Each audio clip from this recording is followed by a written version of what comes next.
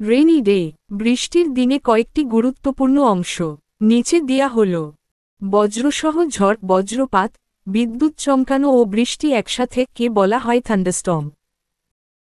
এটি সাধারণত খুব ছোট ছোট ফোঁটা এবং কম পরিমাণে পড়ে তাকে বলে ড্রিজল। খুব জোরে ও হঠাৎ শুরু হওয়া ভারী বৃষ্টিকে বলা হয় ডাউনপোর।